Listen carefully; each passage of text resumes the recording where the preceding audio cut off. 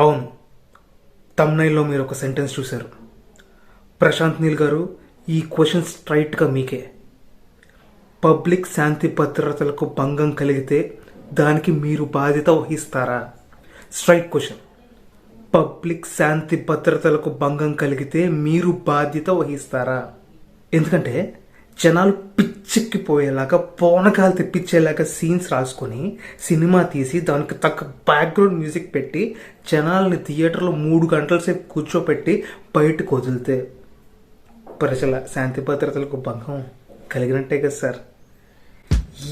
ఏం తీశారు సార్, ఏం తీశారు సార్.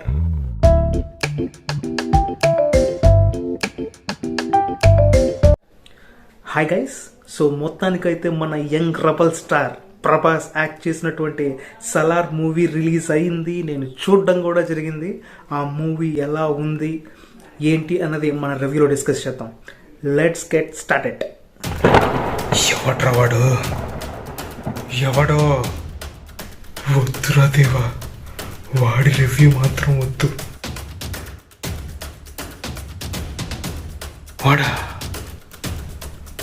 వాడి కోసం, వాడొక్కటి రివ్యూ కోసం అయితే కెమెరా అయినా ఇస్తా, లేకపోతే మైక్ అయినా ఇస్తా. వాడొక్కడి రివ్యూ రాయగలుగుతున్నారు అన్నది నాకైతే ఇప్పటికీ అర్థం కావట్లేదు. You deserve the kudos sir. Really fantastic మూవీని అయితే మాకు ఇచ్చారు. ప్రభాస్ గారిని మేము ఎలా అయితే చూడాలనుకున్నామో after Chatrapathi we have seen Baahubali. It's different kind of story. I'm not including that in this aspect. But after Chatrapathi we have seen Prabhas as a real rebel star. Yeah, for me the movie is already hit. So ఈ movie ఇంత రేంజ్లో elevate అవ్వడానికి ప్రశాంత్ నీల్ గారి direction ఒక ఎత్తు అయితే, దానికి తగ్గ cutout young rebel star Prabhas గారు. ఆయన screen appearance is enough for the people who are watching. ఆడియన్స్కి అది ఒక్కటి చాలు. ఈలలు గోలలు. నేను ఈ మూవీ మార్నింగ్ 7:30కి నాకు టికెట్స్ దొరికినాయి అండ్ వెళ్ళాను.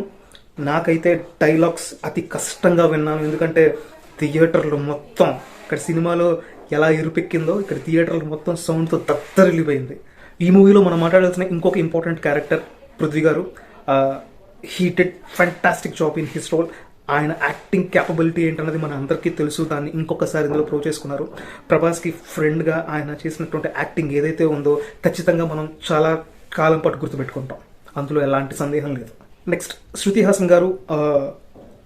ఆవిడ ఈ మూవీలో ఫస్ట్ హాఫ్లో కొంచెం ఎక్కువసేపు కనబడతారు. సెకండ్ హాఫ్ మొత్తం కూడా ఆవిడ అపియరెన్స్ అనేది చాలా తక్కువ ఉంటుంది. బట్ ఈ మూవీలో just heroine means not only for songs అన్నట్టుగా కాకుండా సంథింగ్ సెకండ్ హాఫ్లో, సెకండ్ పార్ట్లో she might have some good role అయితే బిలీవ్. వై? బికాస్ ఈ మూవీలో తనకి ఇచ్చిన బేస్ అలాంటిది. స్టోరీ నేరేషన్ మొత్తం కూడా తన దగ్గర జరుగుతుంది కాబట్టి her character is more important in the second part.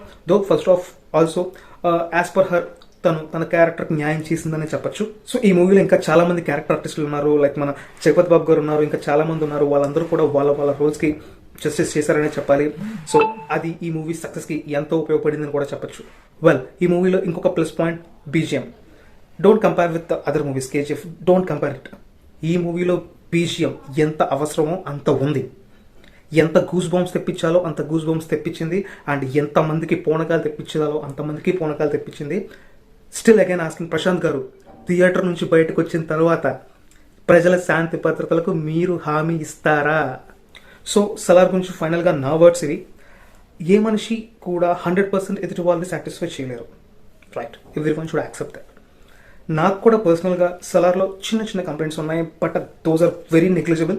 మీరు అసలు తీసి అవతల పడేయచ్చు కూడా. వై? బికాస్ ఆ తర్వాత వచ్చే సీన్స్, నేను దేని గురించి మాట్లాడుతున్నానంటే, సినిమా స్టార్ట్ అయిన తర్వాత చైల్డ్హుడ్ సీన్స్ అయిపోయిన తర్వాత ఈవెన్ ప్రభాస్ గారి ఎంట్రీ అయిన తర్వాత కూడా ఒక 15 minutes వరకు నాకు టు బి ఫ్రాంక్ మూవీ ఎక్కలా. ఏంటి ఇలా ఉంది అసలు? నేను ప్రభాస్ సినిమాకి కానీ ప్రశాంత్ నీల్ గారి సినిమాకి కానీ వచ్చానా, లేకపోతే వేరే సినిమాకి వెళ్ళానా అన్నట్టు నాకు అనిపించింది భయ్యా. ఒక 20 నిమిషాలు అయిన తర్వాత అసలు నాకైతే బ్లడ్ ప్రెషర్ ఎంత పెరిగి ఉంటుందో నాకు కూడా తెలీదు. జనాలు థియేటర్లో అరుపులు, కేకలు, లిటరల్లీ సీట్లో ఎవరూ కూర్చోలేదు. అంత ఎలివేషన్ సీన్స్తో గూస్ బాంబ్స్ తెప్పించే విధంగా మూవీ స్టార్ట్ అయితే అక్కడి నుంచి అక్కడ ఆగుతాం. ఓకే, అక్కడి నుంచి ఇంటర్వెల్ బ్యాక్గ్రౌండ్లో అసలు నేనైతే లిటరల్లీ స్క్రీన్తో పాటు జనాలు కూడా అబ్జర్వ్ చేశాను. They are very really happy. ఎందుకంటే ప్రభాస్ గారిది ఆఫ్టర్ లాంగ్ టైం ఇంత యాక్షన్ ఓరియంటెడ్లో ఆయన్ని చూస్తుంటే ఆ పూనకాలు రావడం సర్వసాధారణం. సో జస్ట్ నాకు పర్సనల్గా 15 minutes కొంచెం ఏంటి ఇలా వెళ్తుంది అనుకున్నాను. బట్ దాని తర్వాత లేపారు. ఆ తర్వాత నాకు అర్థమైన విషయం ఏంటంటే ఈ 15 minutes తర్వాత ఏదైతే పార్ట్ హై పిచ్కి వెళ్ళిపోయిందో అది అంత వెళ్ళడానికి కారణం ముందు స్లోగా ఉండడం. ఎందుకంటే the character was design in that way. The character should be polite, calm, cool. So if something happened, so ఫైనల్గా సలార్ మూవీ గురించి నా మాటల్లో చెప్పాలంటే 6 అడుగుల మంచితనం, 5 పాత్రల అరాచకం, 4 దిక్కుల శంఖారావం, 3 గంటల విధ్వంసం, 2 స్నేహితుల కథనం, ఒకే ఒక చలనం, Salaar. Please to watch this movie only in theatres. మంచి సౌండ్ సిస్టమ్ ఉన్న థియేటర్కి వెళ్ళండి. Literally you feel very happy. Theatre నుంచి బయటకు వచ్చేటప్పుడు ఈవెన్ గూస్ బంప్స్గా వచ్చిన అవి హెయిర్ ఏదైతే దిగదు, డెఫినెట్గా అది అలానే ఉండిపోద్ది. అంత అద్భుతంగా ఉంది. అండ్ ఇది రిలవెంటో కాదో నాకు తెలీదు, ఎవరో పెద్ద జ్యోతిష్కులు మన ప్రభాస్ గారి సీన్ అయిపోయింది, ఆయన జాతకం అంత ఇది అన్నారు. ఒకసారి కొంచెం మరి చెప్పండి ఓకే ఆయనకి. గైస్, ఇంకొకటి, వీడియోని లైక్ చేయండి, షేర్ చేయండి, సబ్స్క్రైబ్ చేయండి. ఈ మాటలన్నీ కూడా జనరల్గా నేను వీడియో ముందు చెప్పేవాడిని, బట్ ఐ థాట్ మీకు నచ్చితేనే చేస్తారు, నాకు తెలుసు ఆ విషయం. సో నేను ఇస్తున్న కంటెంట్ ఏదైతే ఉందో మీకు నిజంగా జెన్యూన్గా నచ్చితే ప్లీజ్ టు సబ్స్క్రైబ్, లైక్, అలాగే మీ ఫ్రెండ్స్తో షేర్ చేయండి. నచ్చితేనే చేయండి. So thank you.